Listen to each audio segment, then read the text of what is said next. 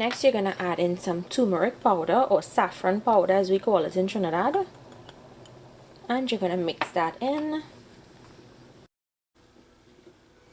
Okay, next you're gonna let your dal boil for a few minutes, maybe about 5 to 8 minutes. Because we're using the food processor, we cannot let this dal get very soft, otherwise the blades will not be able to process the dal. So we have to boil it just as it starts to soften. I'll show you guys, and I'll tell you all how long it takes. Okay, it has been about 8 minutes since the dal has been cooking. Now I'll tell you guys that different types of, when you buy dal, the different brands, sometimes some set may boil faster, some may take longer to boil. So this one that I have here is taking quite a while to get to where I need it to be. The grains are still hard. So I'm going to let this boil a little longer. So it's been 20 minutes. And you see that? You see how you can crack the grain? It's still pretty firm, but the inside is a little soft.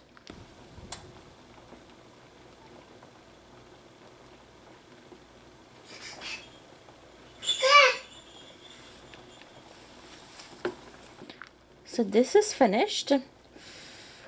I'm going to drain this and then we'll move on to processing it. After you strain the dal, leave it in your colander or strainer and let it cool down, just for about 5 to 10 minutes. So to process the dal, you'll need some sliced garlic, hot pepper, curry leaves, and bandania or shadow benny leaves.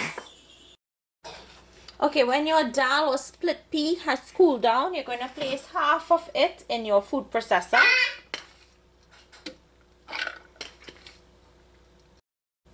And you're going to place half of the garlic, half of the hot pepper, the curry leaves, and the bandania in here. And if you didn't have curry leaves or the bandania for this, you can make it without. Next, you're going to cover this. And you're going to process it until it's very, very fine and smooth.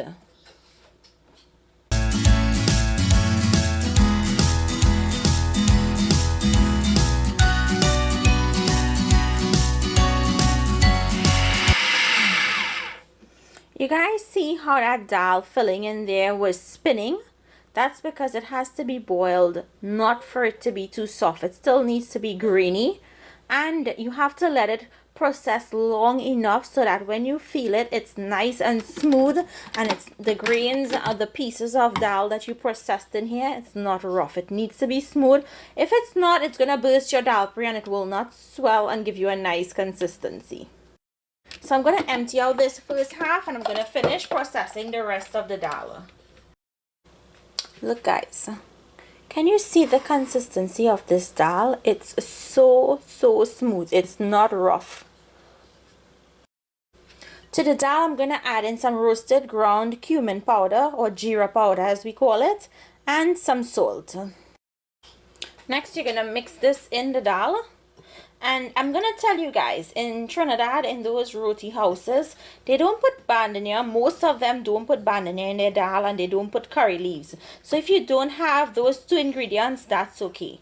Now you're gonna take your hands and you're gonna squeeze the dal like this, because you want it to be nice and soft and fluffy. I know some people like toasting their dal when it's finished grinding. That's another option if you wanted to. After you've mixed this, you'll want to taste it for salt, and you'll want to adjust that to your likeness. So guys, here you have it. How to make grind dal for Dhalpuri. I hope you guys enjoyed today's recipe. Let me know down below. If you have any issues or any problems, feel free to ask me your questions in the comment section. I'll try my best to help you all out. Thank you all for watching, and I will see you all another day with another one of my recipes. Enjoy!